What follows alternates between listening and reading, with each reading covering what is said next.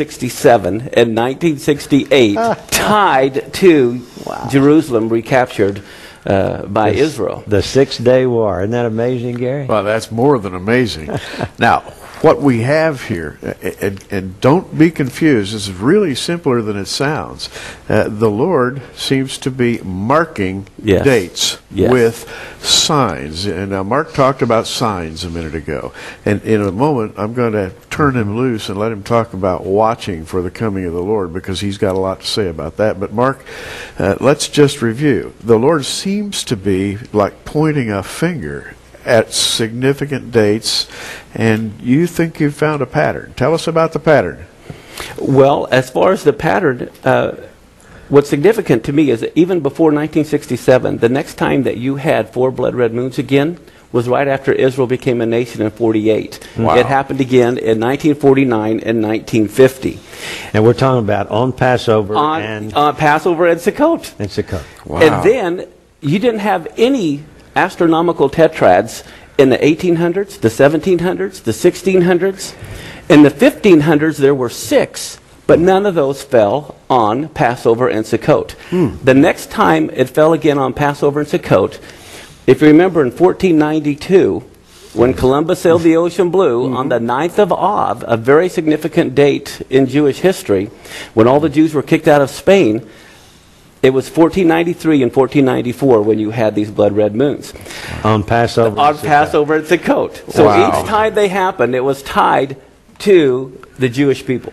And I feel like interjecting here, because Passover is the first of the 7 feasts of Israel. Sukkot is the 7th of the 7 feasts of Israel. JR, what we have here is like a parenthesis around the beginning and the end of the festival cycle, and at each point it's marked by a distinct astronomical occurrence. Now, that's a sign. That's amazing, isn't it? Now, if you're getting confused with all of this talk, I want you to know it's going to be in our May magazine. Be sure and get the May edition of Prophecy in the News magazine, and you'll be able to read all about this.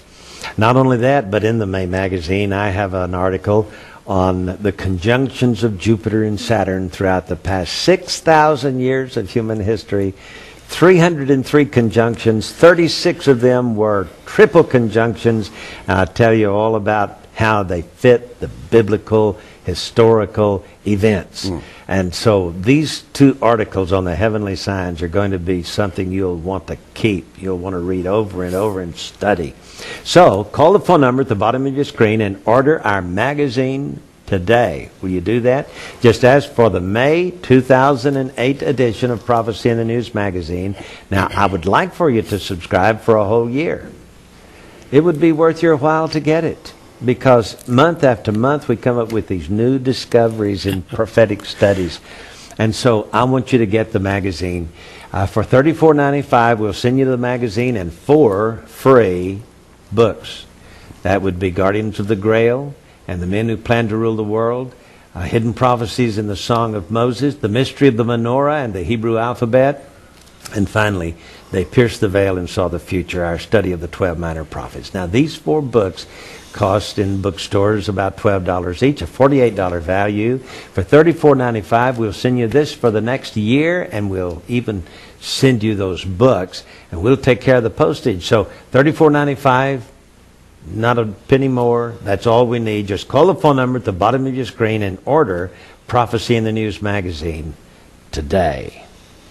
Gary, let's hear some scriptures on when the sun turns dark and the moon turns to blood. What does Jesus have to say about Well, Jesus in Matthew 24, the Olivet Discourse, was talking to the disciples, and he made this statement. He said, "Immediately after the tribulation of those days shall the sun be darkened, and the moon shall not give her light." And at that point, and let me just stop, when we think of the sun being darkened, the moon not giving her light, we usually think of some astronomical catastrophe, perhaps the sun sputtering and the moon being affected by all this. But maybe it's time to rethink this a little bit and think of it as a natural cycle, the cycle of the eclipses. And this is exactly what you've done, Mark. Well, according to Mark here, we have when Israel was born in 1948, these 4 blood moons in Passover and Sukkot. And in 1967, when Jerusalem was taken and liberated, the Temple Mount liberated, we had the 4 blood moons. This has got to be a pattern. So when we have at the end of this coming sabbatical cycle in the year 2014-2015, in the sabbatical year, that's at the 7th year of the cycle, we have these 4 blood moons. It's just phenomenal. Well, what's amazing to me is when I saw that, I thought, well, hey, now wait a minute. Scripture, it's not in error. I got to look, and is there any solar eclipses? Because it said that the sun would turn dark. Okay. So I went to NASA's website and looked at the solar eclipses. And sure enough, there's a solar eclipse on the Feast of Trumpets, Rosh Hashanah.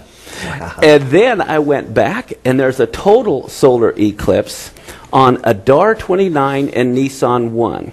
Right in there at that date. And the reason why that's so significant is because Nisan 1 is the beginning of the religious calendar, Passover 2 weeks later. Yes. And Nisan 1 is when Moses set up the tabernacle. That's when the glory of God fell. And so Adar 29 is an ending of the religious calendar, kind of like a new season. And so on Adar 29, leading into Nisan 1, you have a total solar eclipse beginning the religious year. Okay, let's look at it on the screen here. We have the total solar eclipses on Nisan 1. Yes. Or on Adar 29, Nisan 1. Actually, Nisan 1 begins at sundown, and Adar 29 is during the day. Yes. And the sun we have to be able to see it, so it has to happen during the daytime. And then, of course, the following Tishri 1, 2015, 6 months later. And,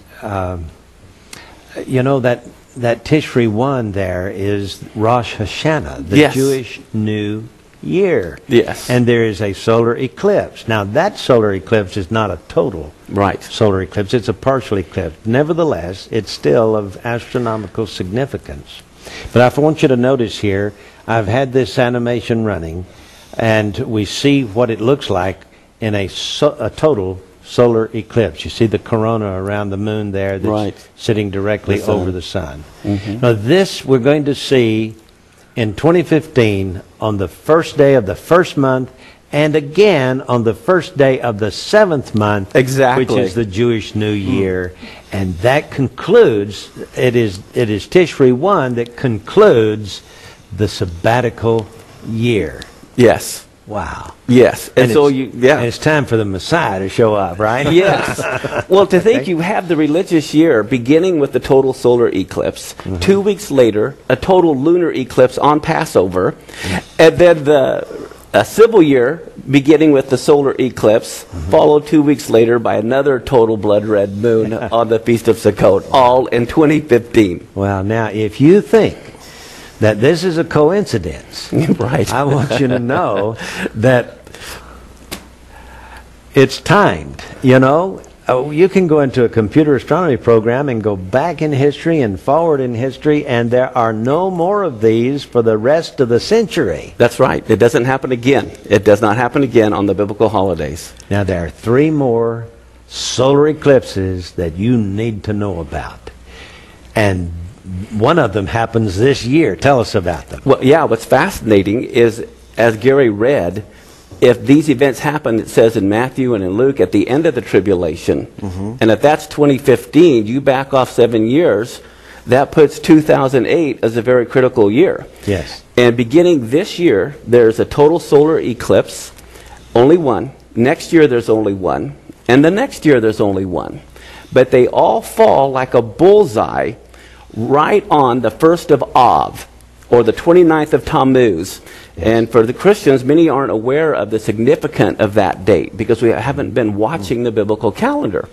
But the 17th of Tammuz is when they worshiped the golden calf. Yes. It's also when Nebuchadnezzar broke through the walls of Jerusalem. Wow. And by the way, it's also the same day the Lebanon War started 2 years ago. The missiles went through the northern border of Israel the same day Nebuchadnezzar broke through the walls. Yes. Well, Mark, I have to just, this is exciting, folks. This is amazing. The thing that grabs me as you're talking about this is the very simple fact that Av is called the dark time in the Hebrew calendar. Yes. In fact, there is a period of 3 weeks during that time.